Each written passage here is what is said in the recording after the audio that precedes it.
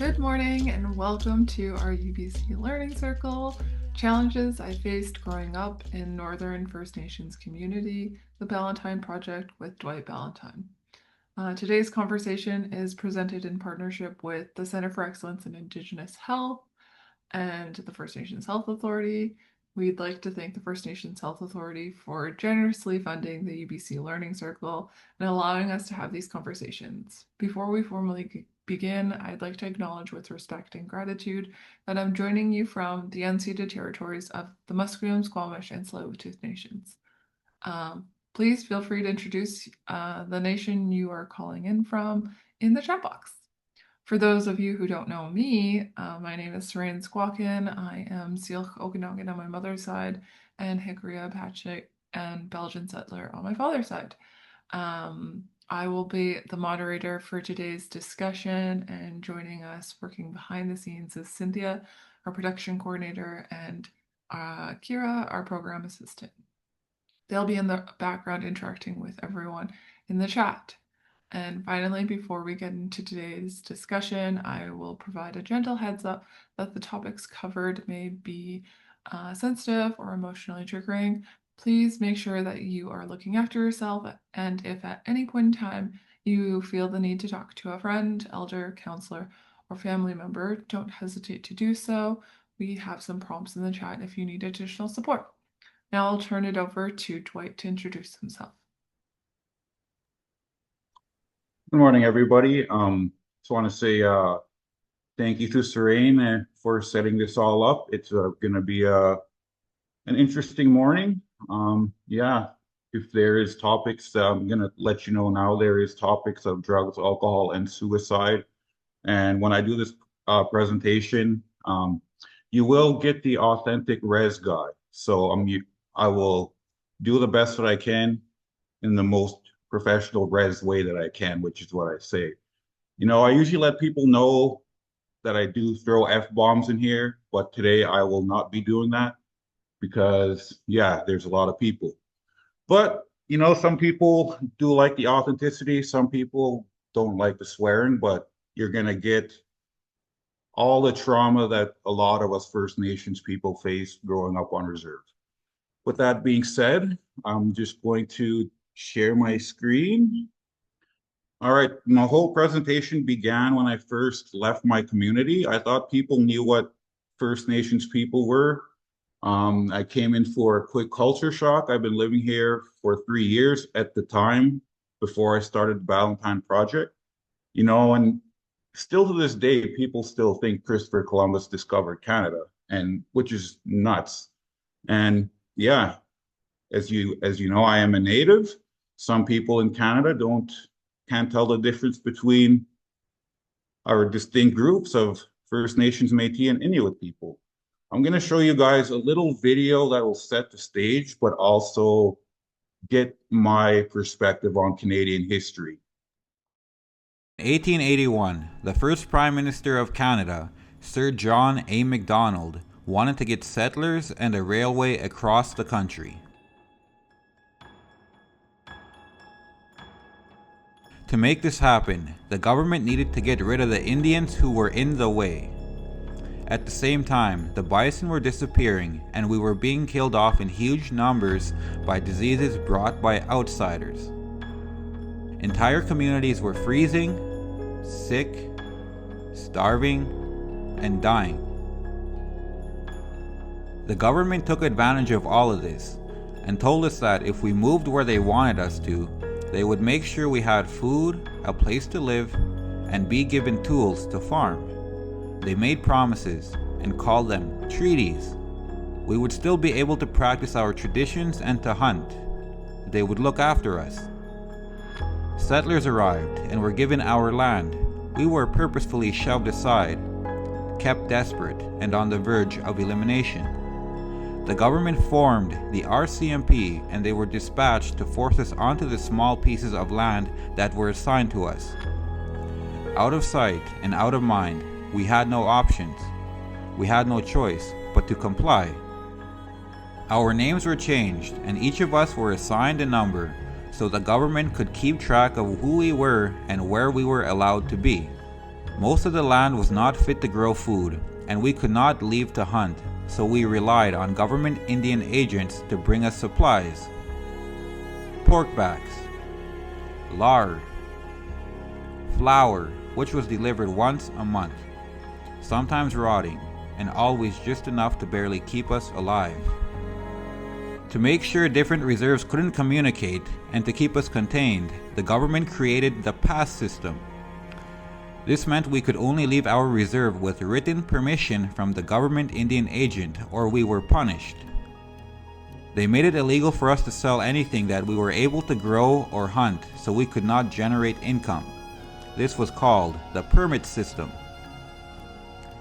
The government used other tools of assimilation like residential schools and the 60 scoop to keep us terrified, submissive, to erase our memories, traditions, teachings, and every aspect of who we were. They made our ceremonies and languages illegal. All of this put into motion the perfect setup for generations of poverty, government reliance, and control. All of these things were designed to keep us hidden away until we could be eliminated, to keep us invisible and obscure. And this went on for decades. And that is where I grew up, on one of those reserves. All right, so that was a video that I made from my perspective, because when I started meeting non-Indigenous people here and hearing the school curriculum for Indigenous history from my eyes, it was very unheard of. And yeah, it was frustrating. And when I started having conversations, getting into the work that I'm doing now, I've learned that there's a lot of uneducated people, which inspired me to actually put myself out there and share the story about what it is and what it was like to grow up on reserve, having to face, a lot of generational trauma, unique barriers and all that type of stuff. And when I made that video, that's when I kind of like said, okay, if you're going to do the work, go deep into it. So I do have a status card, which means I'm a registered Indian according to the Indian Act. A number has been assigned to me as a status Indian. I'm considered a ward of the federal government of Canada. A status card does allow me to live on reserve. Status cards expire every 10 years. Living in a city, I didn't really get a status card because there's not enough, no native stores around here. So when I talk about a status card, there is white people who think that if it's expired, you're not Indigenous, which is stupid. But anyways, these were the types of conversations and some questions I had to ask earlier on in my journey. And that's what keeps me motivated to let people know, even though I've been doing this work for 6 years, I know there's still a lot more uneducated Canadians out there. There are over 2,500 reserves in Canada. The Indigenous population is growing 4 times faster than the rest of Canada, and the fastest growing segment is Indigenous youth and young adults.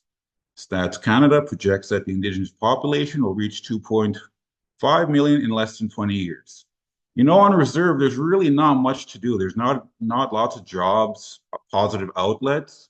So it just leads to like drugs and alcohol and shacking up with your cousins. And then that's how we have, I guess, the biggest population in Canada that people don't really know. There are 977,000 First Nations people in Canada. 285,000 are 14 years old or younger. There are 600 schools on reserves in Canada. 60% of those schools only go up to grade 9. So if a student wants to continue their education, they have to leave their family and their entire community. This is one of the many contributing factors to low graduation rates for Indigenous youth. Only 4 out of 10 Indigenous youth will graduate high school by the age of 24. This is where I didn't know, because I never left my community too often, only for hockey tournaments and stuff like that. But I didn't know that playing res hockey, like I played a lot of res hockey that exposed me to life outside of the reserve. It actually probably was the reason for my drive and wanting more than living on reserve. But even when I left the reserve at 21, that was a scary thing to think about. I've never caught in a plane before. I didn't know how to navigate the city, all these things. But then I think of somebody who's in grade nine living on reserve, like how vulnerable that is to think somebody in grade nine has to leave their reserve just to get a graduation certificate. So yeah, I didn't know that until I started learning about Indigenous issues, basic human rights, internet, water, shelter, clothing, and food.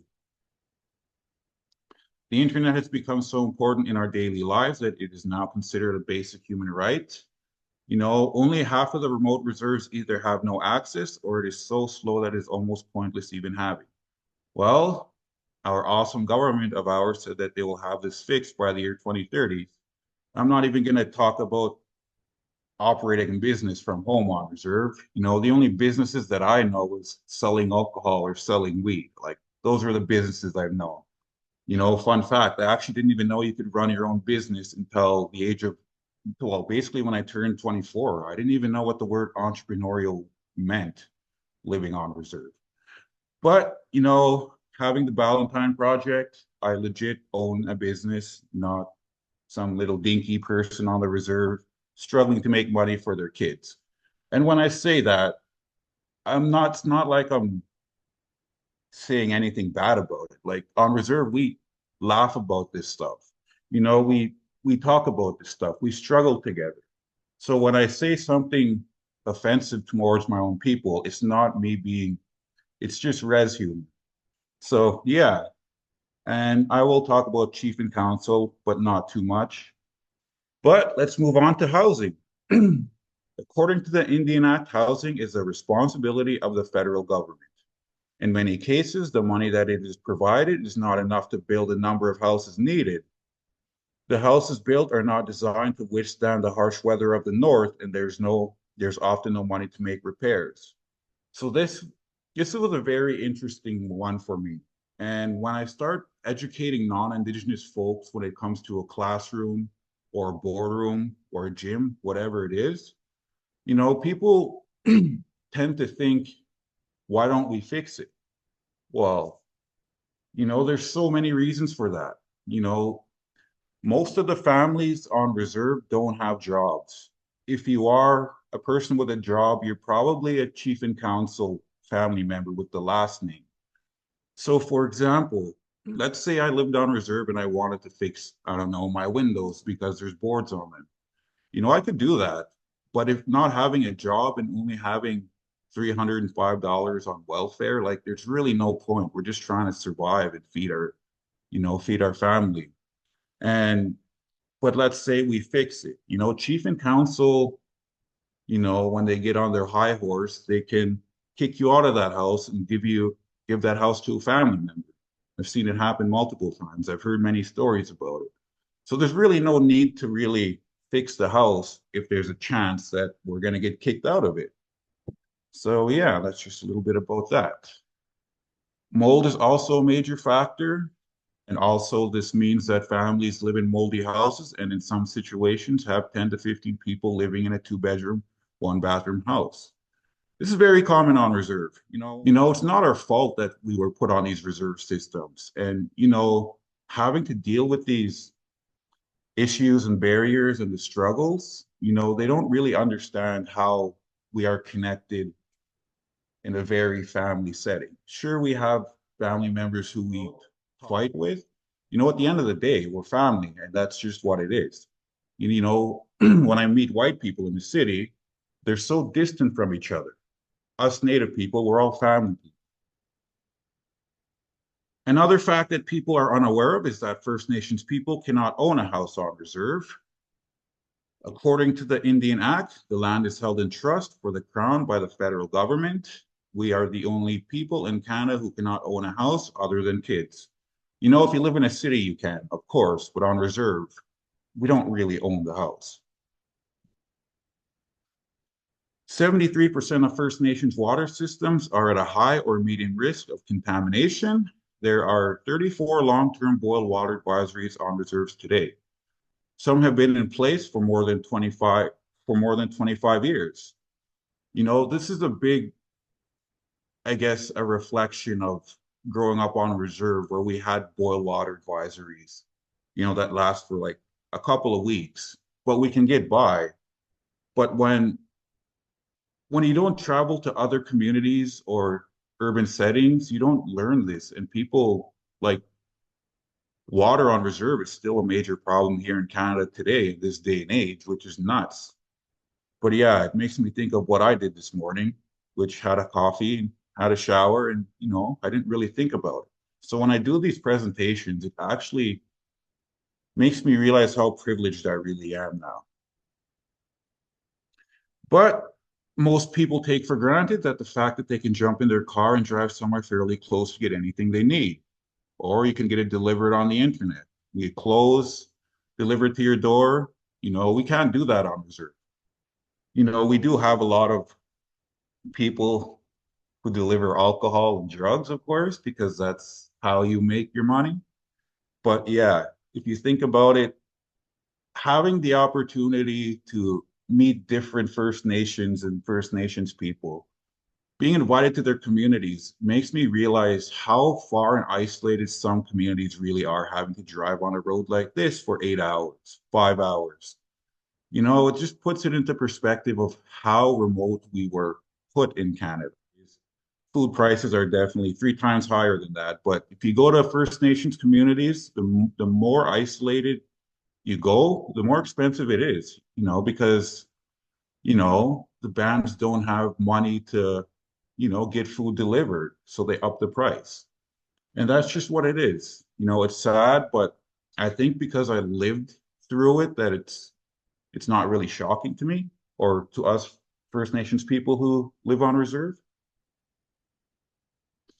I'll just give you guys a little video of where I'm from. This is Montreal Lake Cree Nation, Treaty 6, 3 hours north of Saskatoon. And I grew up in the woodland area. I wasn't one of those prairie natives, of course. I was one of the woodland natives. So for 21 years, living in a reserve, 1,200 people, approximately 1,200 people, this is where I spent, the good times, the shitty times, all basically growing up as a kid. We do have 5 buildings. We do have an arena, which was my escape as a kid. We do have a store, convenience store, gas station. We do have a band office, of course. Of course, there's no vehicles in the driveway. That's just normal. They're probably at the casino spending the band's money. Just kidding. Not kidding. But anyways, we have a K to 12 school, which I feel like we are very grateful for because I think about the kids who have to leave their communities in grade 9. So yeah, if you know what life is on reserve, you know that this is just the norm. That's just us. And there's nothing to do as a kid. I regret it now. It's smashing windows because there was nothing for us to do. Like nothing. So you end up falling in a cycle of drugs and alcohol the older you get. So yeah, that's just a little bit about what my community looks like.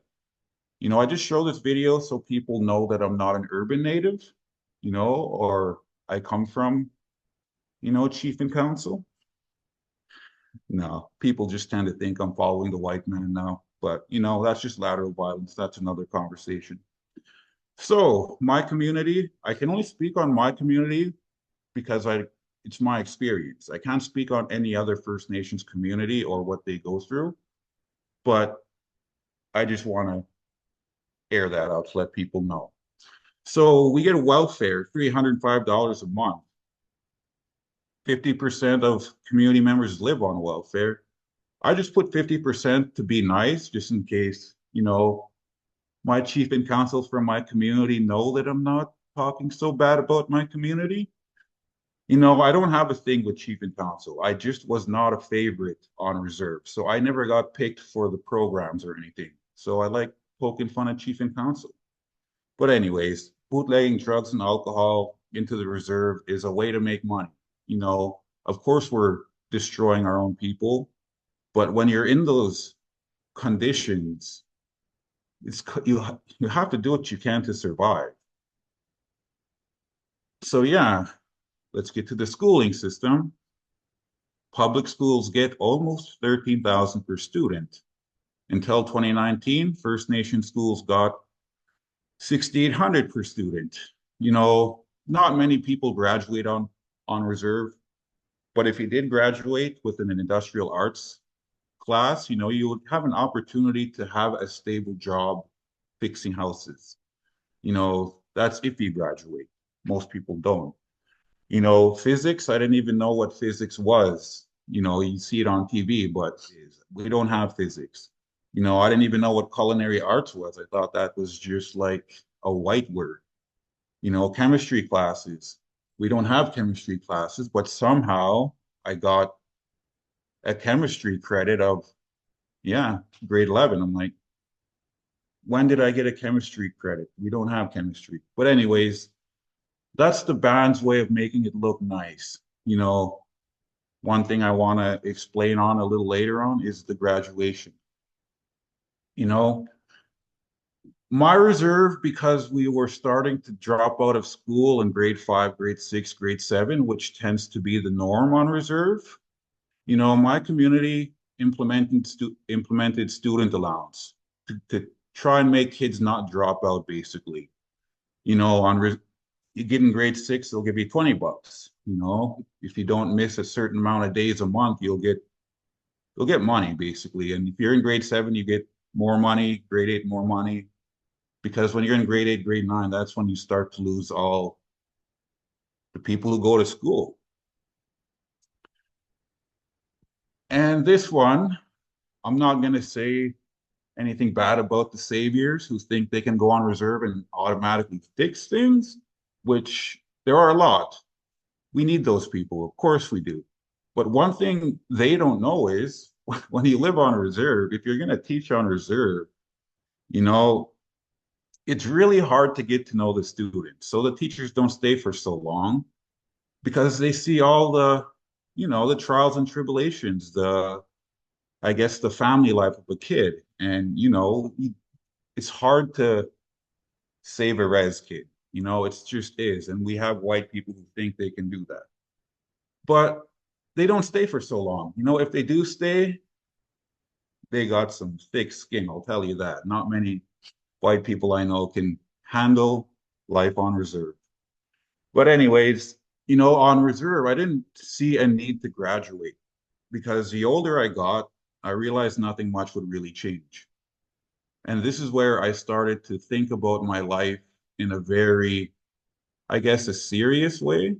As a teenager, I've seen the smartest people on reserve, people I've looked up to, graduate, which is cool, awesome. But the problem is that if you don't have a support system going into post-secondary, you're not going to know how to navigate that city, let alone all this stuff, it's all that. So they come back to the reserve, they lose their self-esteem, and, I see them go into the cycle of drugs and alcohol or gangs or jail. All my friends that I know still don't have a job to this day. Some of them are in gangs, some have died. So this was the biggest moment of my life, realizing that people don't pay attention to the community members when you're done school. And that scared me. It was a motivating factor to get my shit together, to graduate and try do life the proper way and, just get myself established, which is very hard to do on reserve.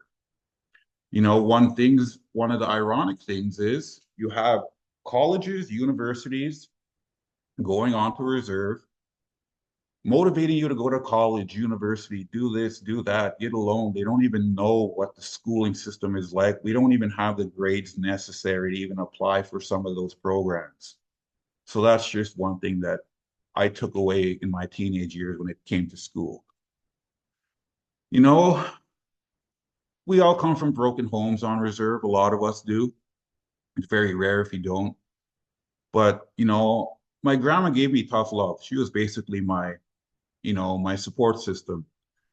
I had to graduate at the age of 21, and that was only because on my reserve, if you turned 22, you couldn't go back to school. So I wanted to graduate so I can get funding.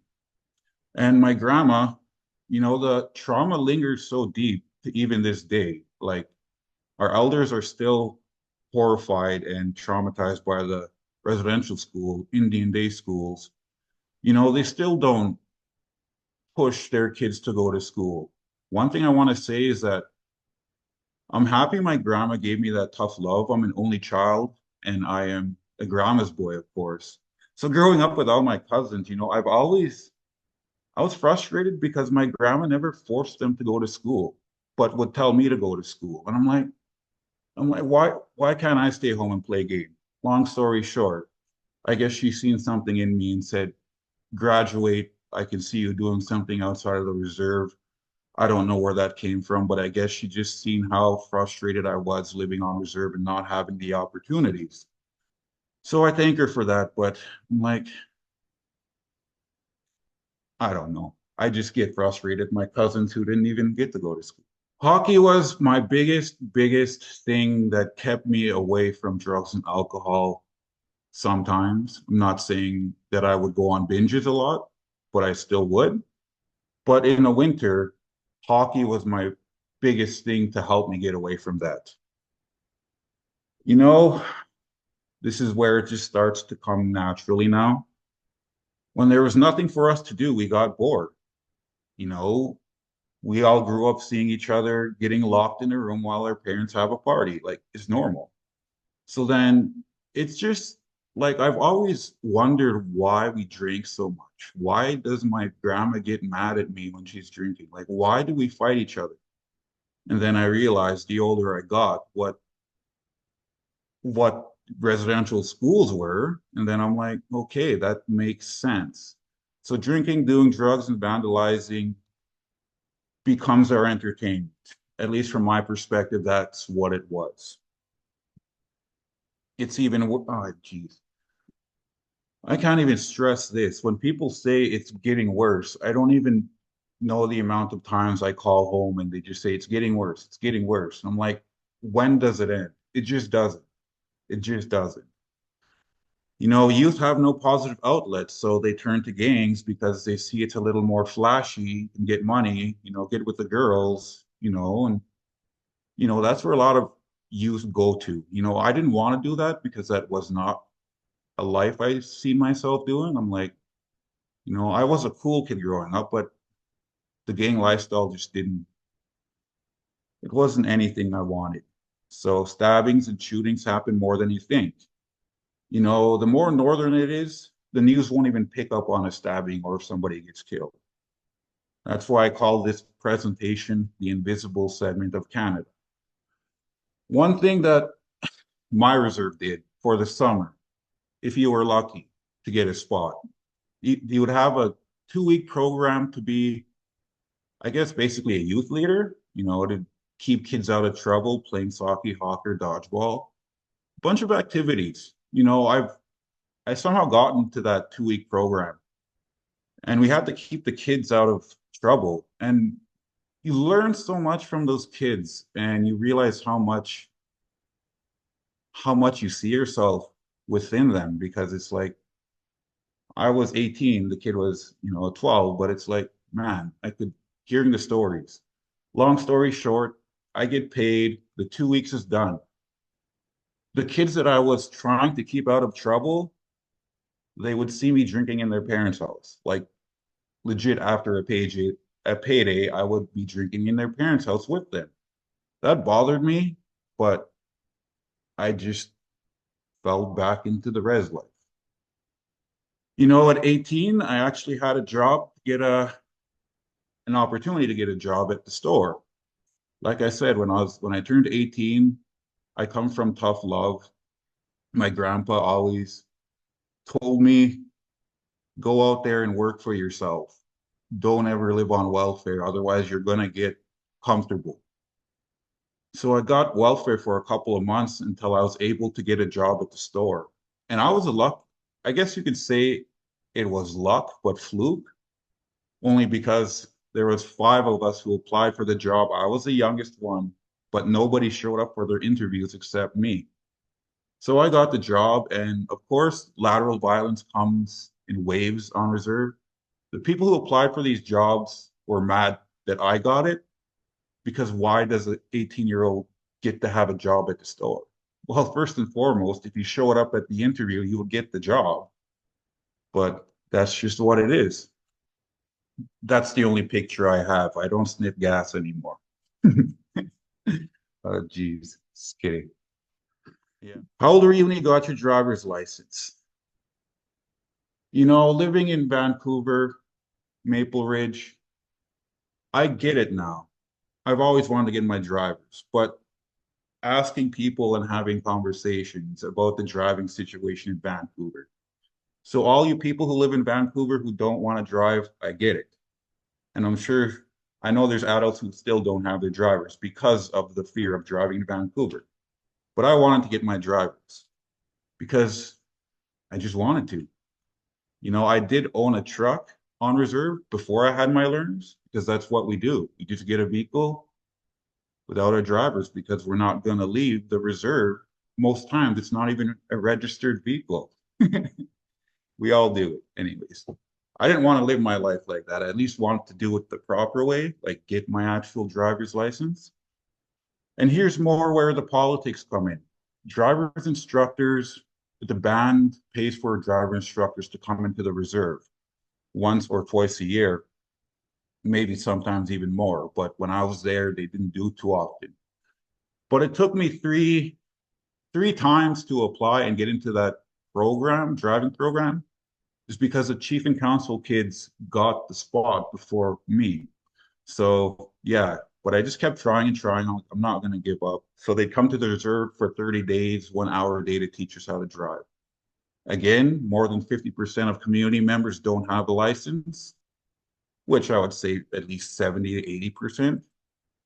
Yeah, even after I got my learners, there was still more barriers because there's no reliable vehicles on reserve.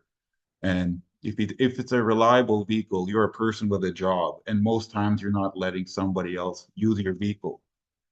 Yet alone, also, if you want to hire somebody to the city, at the time when I was on reserve, you paid $80 to get to the city. But now, with inflation going up, I can't even imagine how much that's going to be. I didn't even get my driver's license until the age of 25. Better late than never, but if you live in Vancouver, it's all good. So this is basically where the frustration comes in, and I was inspired. You know, if it's so bad, why don't we just leave? This is why I made this presentation. I can't answer that. So I had to put in so many barriers to make people understand. You don't have a job, you don't get experience to put on your resume. If you don't, you're only getting $305 a month to live on. If you are one who has a vehicle, good for you, but the majority of us don't, which leads to nowhere to go. So that's the reason why I started the Ballantyne Project and sharing my experience to educate people about the real that goes on reserve. So in February 2016, I had an opportunity to leave my reserve to move to BC. That was the scariest but most cool feeling, driving to the airport and anxiety, my stomach going inside, out, drinking with my aunties. Basically, I was drinking in hopes that the security wouldn't let me get on that plane because my auntie's boyfriend said, "So how does it feel to know that you're going to be leaving your friends and family behind?" And that doesn't really hit you until you put thought into it. And I'm like, let's say I do move to Vancouver. I'm like, I probably won't even, I don't know if I'll make it because I see so many people try to navigate the city, end up back home. So that was the scariest thing. But it also gave me opportunities that I've never thought I would have. I was here for a 1 year college prep. Within that year, I went home and I found myself into drugs and alcohol again. And then I knew I'm not going back home. So I came here, talked to people to help me find my own place. And they did. And yeah, I was here for 3 years getting these opportunities. And the biggest one at the time was going overseas. This is where the thoughts began. In 2019, I had an opportunity to represent Team Canada in an international hockey tournament. It was actually on that flight back I realized I wanted to do something. I didn't know what I wanted to do. I was just inspired, motivated, driven for something. I was tired of working at my job at the time. I was working at a mill, breaking my back, and I didn't want to do that. I didn't want to do that. And I didn't know what I was going to do. But I just came back from a 13-hour flight asking myself, why don't we get these opportunities? Why don't I see more Native people in the city? Like, why don't we get the opportunities to do this stuff? Like, I don't know anybody successfully from my reserve who transitioned from reserve to the city. I'm like, why is there so many discrepancies and different things that propel the average Canadian people and we're stuck on reserve? So yeah, well, this I would say 6 years now. This is an old picture. So yeah, I decided to put myself out there, and I didn't know I could run my own business at the age of 24. So I thought, "Fuck it, I'm gonna let people know about life on reserve because I don't know anybody who's talking about this stuff." The reason for that is my story is the same as lots of other youth living on reserves. It's just the same. This is why I do what I do. Like being on reserve, living in my auntie's basement, dealing with hopelessness, depression, and anxiety, suicidal thoughts, having to make a sacrifice to leave my reserve. I didn't know what I wanted to do. I knew I wanted more than living on reserve. That's just who I was. But when you're asking yourself as an 18, 19-year-old, you don't think that's going to happen because you don't see people who look like you paving a way, basically. And I didn't see that. So I wouldn't be anywhere else than right here. With that being said, yeah, my name is Dwight Ballantyne, and thank you for your time. And I wouldn't be anywhere else other than here. Yeah, so with that being said, thank you all. I will be open for questions and conversations. We have several people popping in the chat just admiring how real you've been with your story and how authentic you've been to share the hard truths of living in a rural, remote area, and how even though you had many challenges and adversities in the way, you powered through and not only did you want to do um, more for yourself, but you're creating change for other youth and whatnot with the Ballantyne Project and just kind of being really real about like that there can be more out there if you want to and how great that is. I think we need to hear more stories like this, and that's why we have you here at the Learning Circle, just because um, like we said, not a lot of our stories are heard. And when we have opportunities to share, we grow and we get to see how we can support others in our community and whatnot. And so that's great. I'm really appreciative that I could hear your story again and just connect with you. We do have some questions here. Yes. I'll jump right into the first one. What brought you to this role as an educator, and how are you enjoying it so far?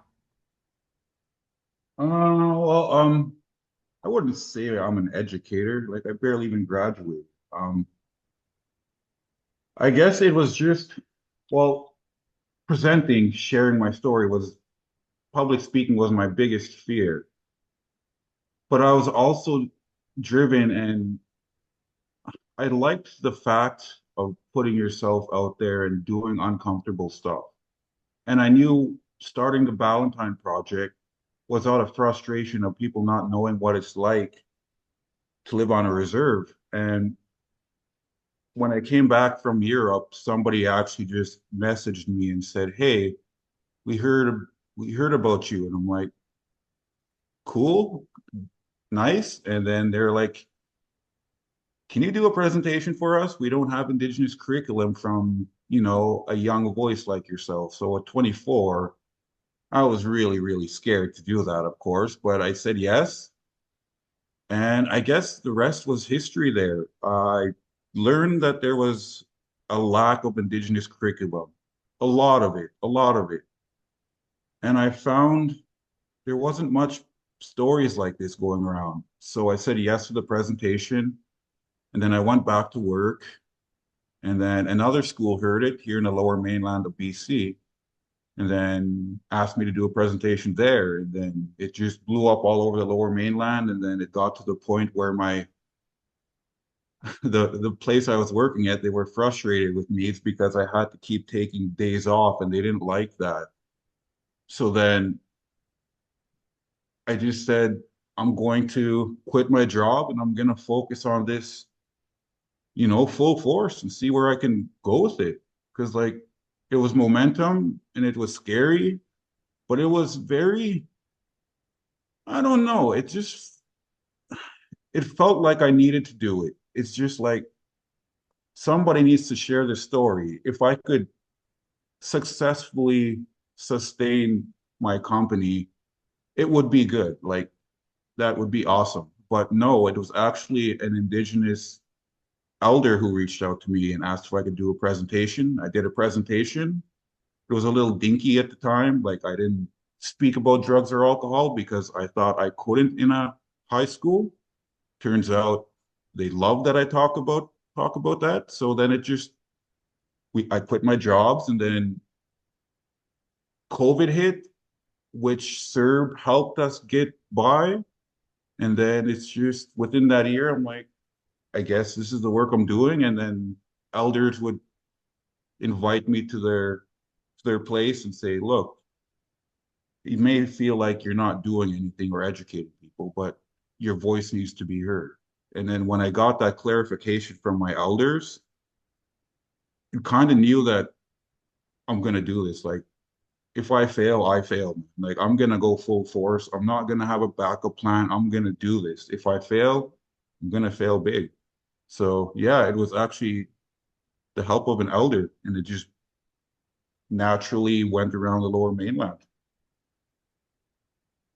That's great. Yeah. And I feel like even that saying of if I fail, I'm gonna fail big, just really, I think, reframes the narrative. I think from an Indigenous perspective, we know that failure doesn't mean to lose hope. Failure means that there's another opportunity to try something new, which is sounds like what you've been doing, which is really great. I think that's awesome. We have another question. Does the healthcare system in BC offer any financial support for transportation if someone needs to access medical care outside of their community or maybe even your community? Do they have any supports like that? I can't speak for other communities because I don't have the right to do that. But on my reserve, we had medical taxis that would take community members into the reserve, but they weren't really there, basically. It was like, okay, if you personal story here, if you can't get to the dentist, then I'm living with basically toothache for a while, and then they say, okay, yeah, the cab driver's not here. Here's antibiotics. And I'm like, that's not great, but the lack of, yeah, it was like they didn't care for our own people, which is another problem. It's basically what it is. But yeah, I can't speak on BC. It's a good question though. Thank you. Yeah, well, even just saying that the amount of support was very limited, and if not any, is speaks volumes. Our next question is, you found that it was hard to leave the reserve due to all the barriers and that you had to sacrifice. Do people even want to leave, or would you say would they rather stay?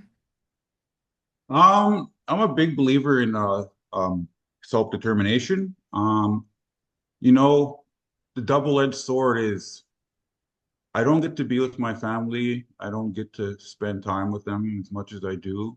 But the big belief in me is that I always know that I wanted to leave. I wanted something more. I'm not saying you have to leave. I'm just saying somebody should have the opportunity to actually see what it's like out there and see the opportunities that, urban cities have and figure it out from there. Like if you always explore before you lock yourself in. That's the best way I can explain it. An elder said that to me and said, if you're gonna go back, like bring something home. So you can always go and do something and bring it back home, which is awesome. For me, I just self-determination was a thing for me. I knew I wanted it. Definitely. Yeah, like this is the time to explore. Like a lot of our we have the energy, we have the capabilities. Why not go explore the world, right? Yeah, so we have our next question. Um, do you have any suggestions for our non-Indigenous folks um who are appalled at the atrocities that are still happening and like how can you suggest anything to like support but not in a savior way like what are some ways that you find that would be supportive for you or your community from a non-Indigenous perspective? Right now, allyship seems to be the top thing for me, just because the people that I work with, like, they didn't know about the work I did with the Ballantyne Project. And I've met a lot of amazing white people, non-Indigenous people, Black people of color, and just standing beside each other is definitely allyship. And that's what I find is the biggest thing. I know it's cliche, but that allyship and educating yourself is, yeah, one thing. But I find putting in the action, learning about it, go to a powwow, go have some bannock, go, like, come, if it's a powwow, we're welcoming you. And that's the time to go learn. And yeah, that's what I think is the most thing allyship. Showing up, being there, yeah, that's cool. Yeah. And next question is, what advice do you have for people who want to be allies, like who want to help with the situation? So on top of kind of showing up for other things like powwows or whatnot, like is there any other ways to show up for Indigenous folks? Well, there looks so many ways. Boils down to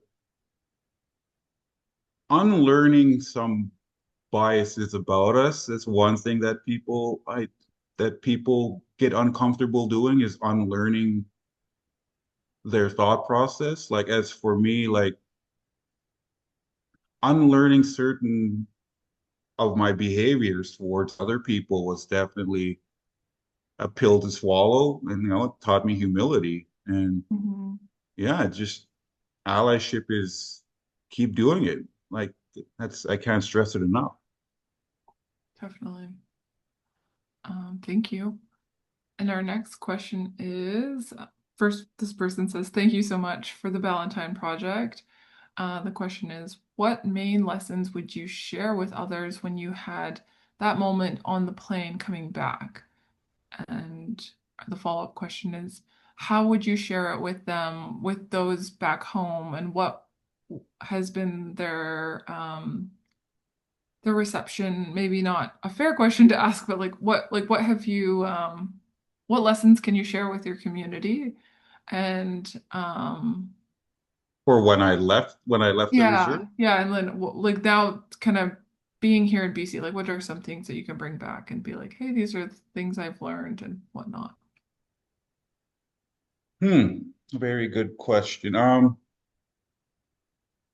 That's a very good question. I don't even know how to answer that. There's so many ways I could do that. I guess I would say trying to think of where I was at now. if you're on reserve and if you're looking to do something, there's there's always something beyond fear. And that was the biggest learning curve I ever had to face was, am I ready to leave? Mm-hmm. How can I find resources if I do leave? Like now that I have the Ballantyne Project, and now that we fly youth from remote communities here in this house, Mm-hmm. um, I feel like having having resources before you decide to do that. I mean, if you're an educator, educators want their kids to leave, of course, but if you're an actual individual, it boils down to if you want to do something, you have to do it scared. Like I do everything scared because I always say, get comfortable with being uncomfortable if you want. Mm-hmm. Like that's self-discovery, and that's I still learn it every day. Like Mm-hmm. just because I have what I have, like there's times I'm scared, like I just don't show it, or I'm really good at hiding it. But it's like having that self-belief. So I wouldn't know how to say that to an educator, but I would say to a kid, like, know you're gonna be scared and uncomfortable all the time. And if you're okay with that, you could take on anything. Mm-hmm. I still do that every day. I still think about how I still manage to live here and not go home. So I think, yeah, just believing in yourself and knowing if you want it, you got to do it either way. It's not going to be easy. Mm-hmm. Definitely. I really liked what you said about being comfortable with the uncomfortable. I think living in a society of self-care and heavily set boundaries, I definitely respect both self-care and boundaries, but when you become too comfortable within your own setting, you lack the opportunity of growth. And also like close yourself off to opportunities.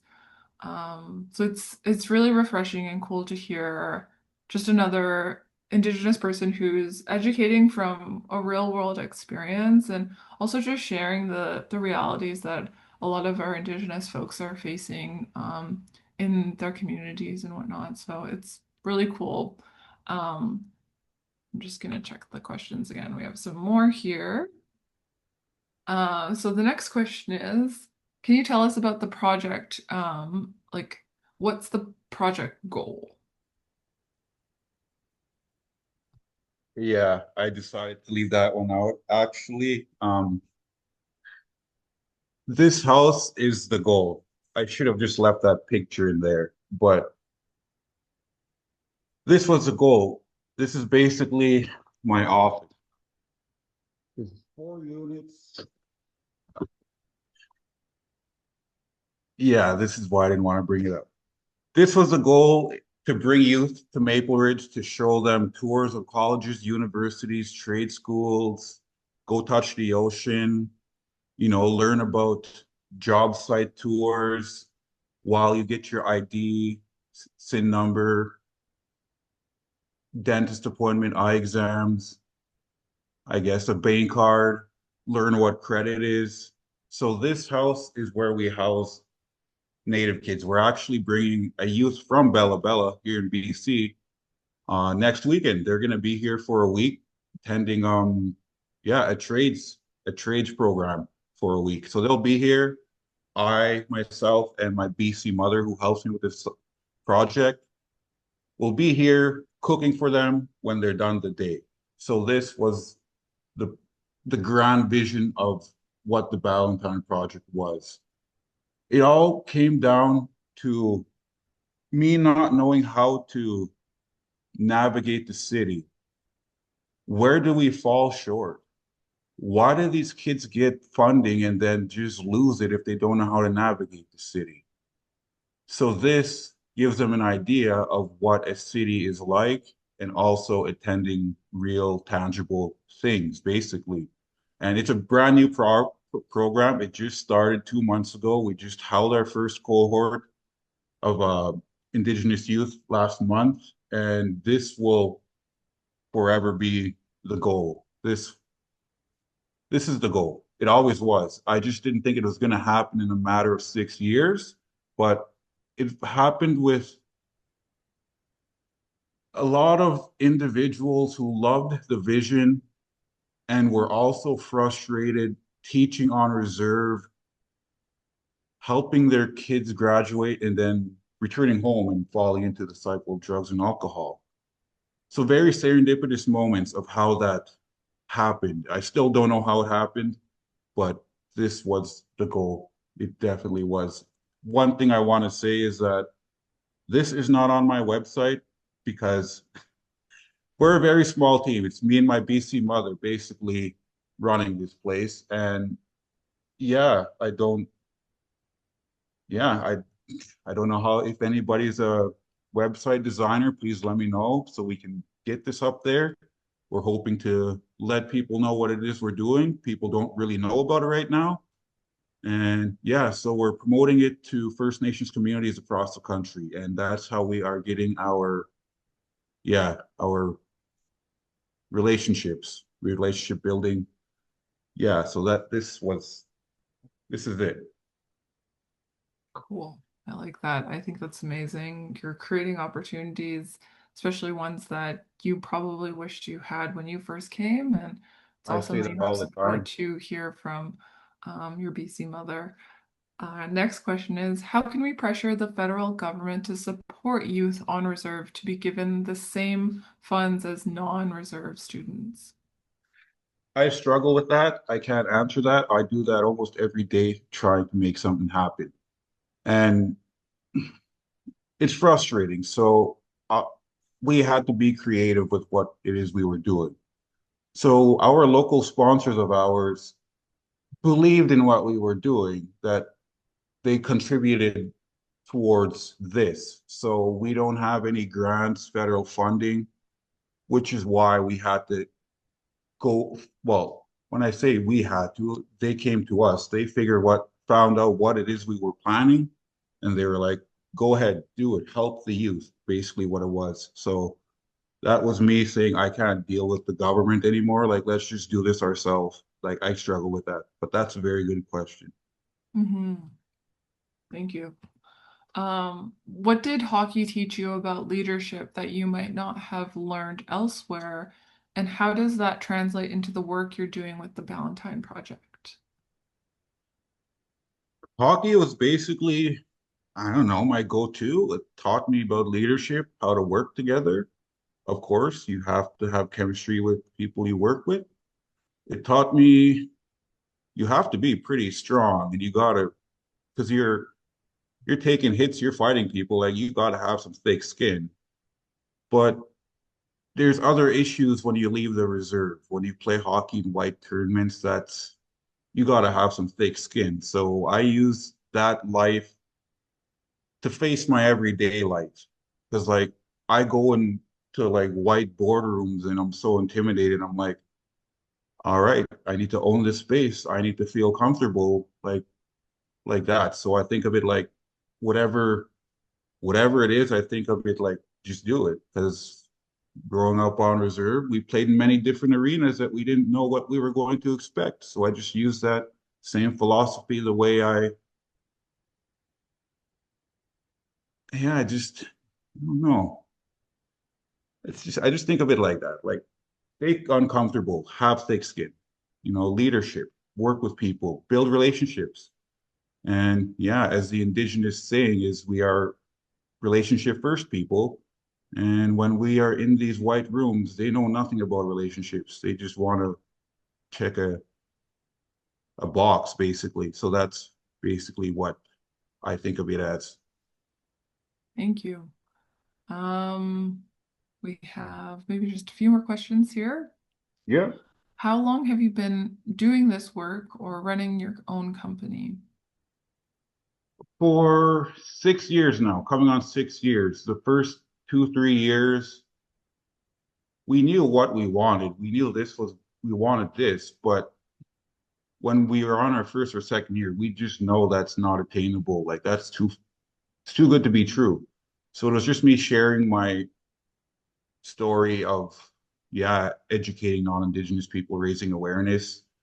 And then it turned into somebody asking me if there was something you could do with your project, what would it do? And I'm like, it would be cool to bring kids to Vancouver for a week to show them some fun stuff.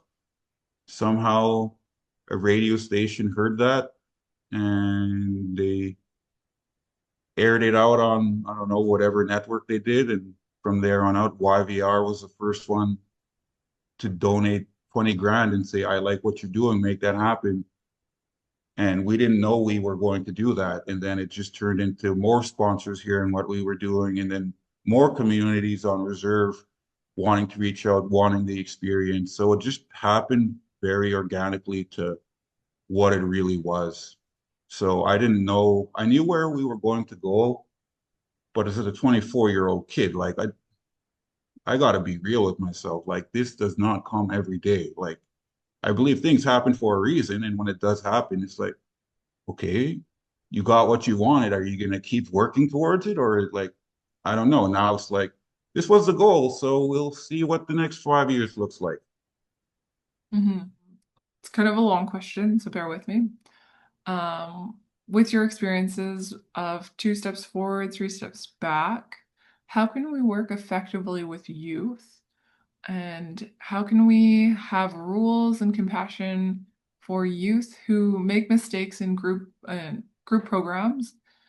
And do we send them home, wait another day, another time, or is there a better way to deal with issues that come up in the moment? What does having more understanding of challenges growing up in the North look like, and how can we show more empathy and compassion for youths who have those sort of experiences? If you're, if you're dealing with youth is very different. Like I work with different kinds of youth who are non-Indigenous and also Indigenous. I find the Indigenous kids were always shy. So I've learned that having an open heart and open mind and allowing them to share what they are going through instead of me asking them, taking my time with them, which is very hard. It's very hard because it takes a long time for somebody to open up or ask for help. But just knowing, letting them know that it's crystal clear that you can be there for them, which is something that I had to learn when I was growing up because I had people look out for me and I just never, I was scared to ask for help. So I feel like being patient and which is kind of weird sometimes because if you're in a program, you kind of have to get results, but it's hard. So I feel like just being very, very patient with them, letting them open up whenever they need to, because they're always going to be scared or shy. You'll have that one kid who's very outgoing, but majority of the youth I deal with are like, I'm like, I have to take my time with them and I don't promise anything, don't overpromise anything. And yeah, that's what I think of it all. It's just down to the relationship, but you still need results, but that's where the patience comes in. Mhm. So yeah, that's what I think. Well, what I'm still learning to this day is don't matter how old they are, like they ain't gonna open up. My dad still doesn't open up to me, my grandma. It's like, so I don't know, like if a kid's gonna open up, just know that they were vulnerable telling you that. Mhm. Definitely. We're getting close to the end of the webinar here. I just have maybe 2 more questions that you can answer. So you talked about your grandma in your presentation and what she saw in you that kind of started that fire, or not maybe it started the fire, but kind of stoked it a bit to encourage you to go to school and share your words and encourage and share your advice to other Indigenous folks out there. How do you feel like she's made an impact in your life, like beyond what you have already shared? She's very proud. She is very, very proud. Yeah.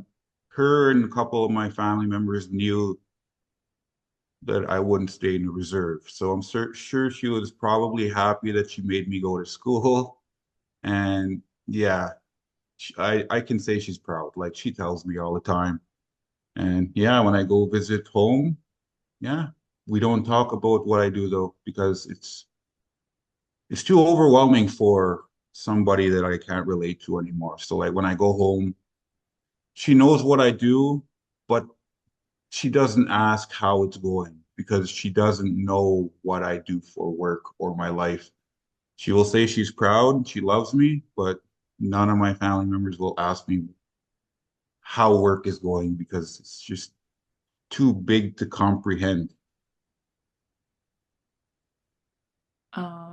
Our last question is, do you incorporate any of your culture in your life today? And is it a strength for you?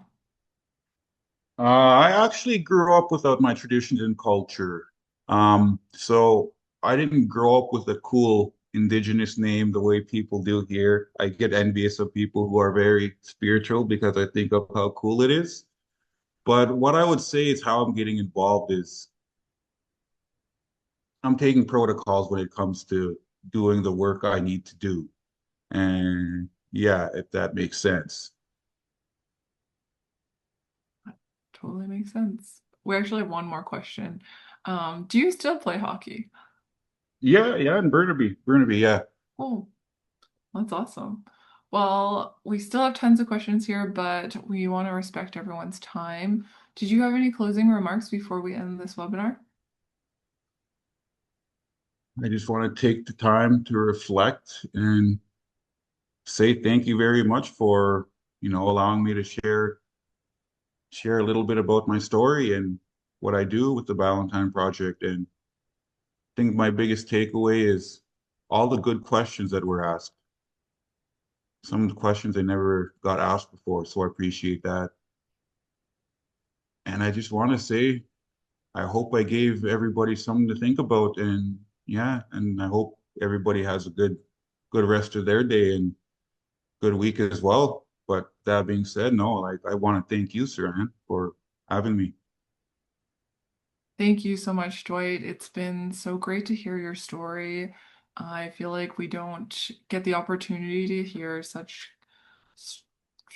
real words about someone's story, and the fact that you're being very vulnerable about sharing it and taking the opportunity to create opportunities for other Indigenous folks and youth to access things that you never had, which is that shows quite a bit of leadership, and I just want to hold my hands up to you for doing that. And yeah, I want to take away the things that you were saying about leaning into the uncomfortability to create.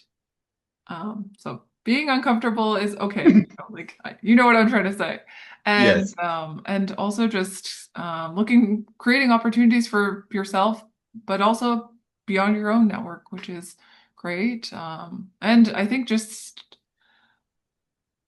believing in yourself to that you're going to do better things and good things if you keep your head up and have um, have open yourself up for those opportunities and whatnot. Yeah. Just before we end this webinar, we'd love to bring your attention to our upcoming webinars this fall.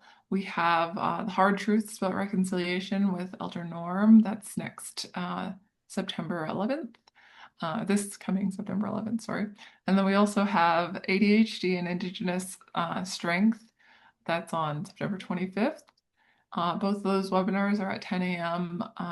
To 11:30 a.m. Pacific Standard Time, and you can sign up for them on our website at www.learningcircle.ubc.ca. And if you haven't already signed up for our newsletter, the link will be in our chat. And yeah, thank you everyone. Thank you, Dwight, for joining us today. We look forward to seeing everyone at our next Learning Circle. Lim, thank you.